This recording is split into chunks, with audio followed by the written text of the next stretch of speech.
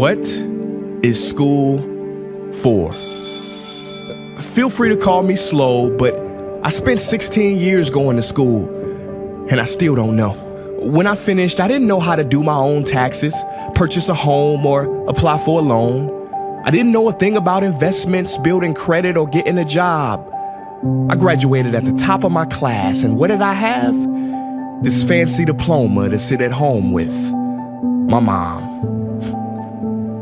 But luckily, they did teach me some important skills like factoring trinomials and how mitochondria is the powerhouse of the cell.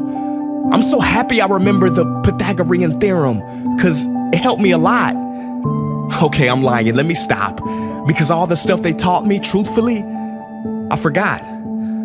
Mom, remember when you would ask me, what did you learn in school today? And I would say, nothing much. I wasn't being modest. The truth about it, Mom, is I had already forgotten. And it's not just me. Millions of students sing the same song. How many of you guys avoid eye contact with the teacher to try not to get caught upon? Afraid to raise your hand for fear of being wrong, which proves that school isn't an environment for learning or building up the intellect.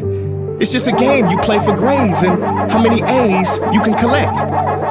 But I guess what do you expect when the most commonly asked question in class is this gonna be on the test? Is this gonna be on the test? See, if school put learning instead of testing and memorizing as the top standard, then the letter F would not stand for failure. It would stand for find another answer.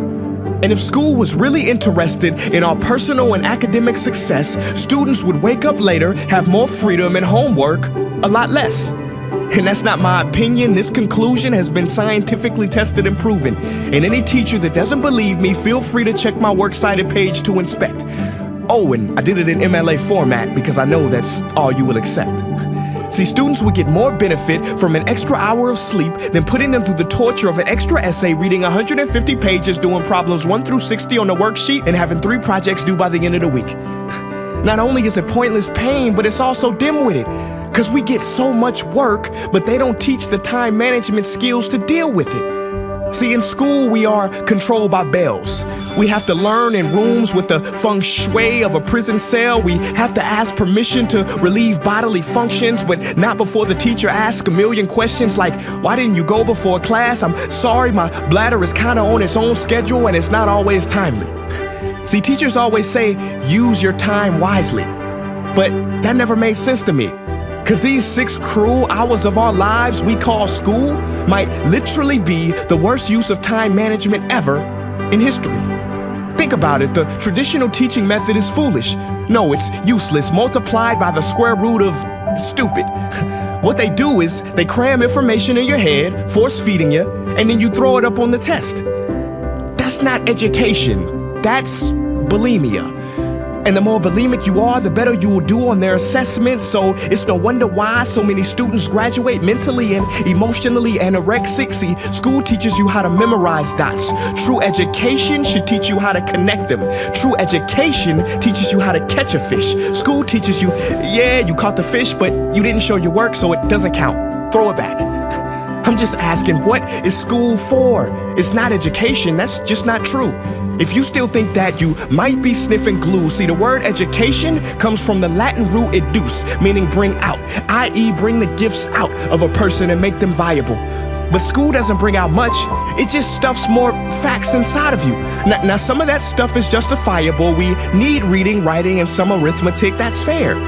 But are you telling me metamorphic and igneous rocks are more important than self-care?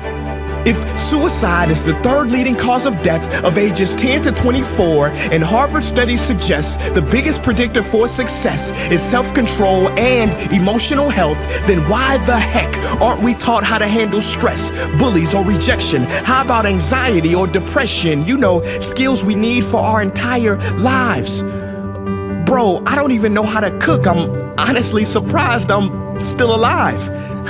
But hey, at least I can name all the battles that happened in the Civil War. Seriously, what is school for? Some say you need it to be successful, and that's something we do not doubt. But do you own a MacBook or iPhone? Did you know they both were created by a dropout?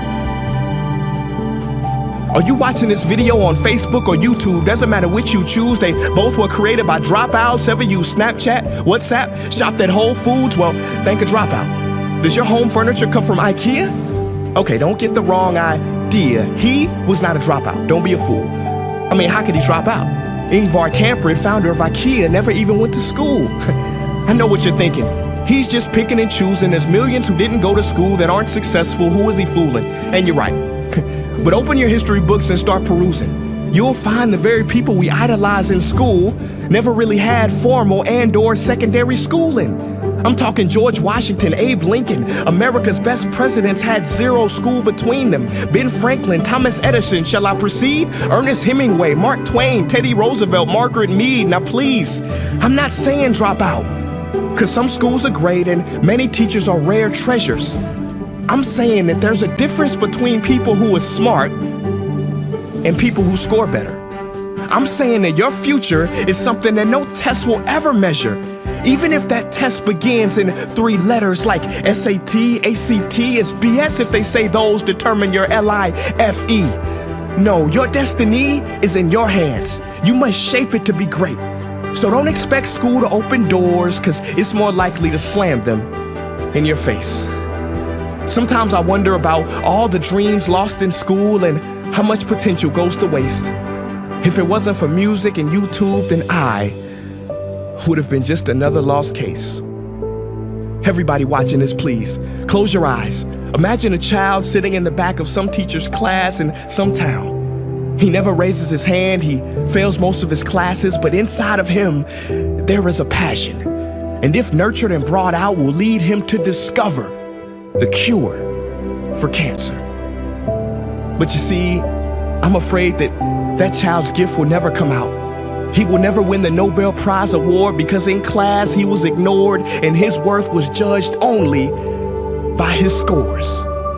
So teachers, principals, parents, advisors, and students, I ask one more time, what is school for?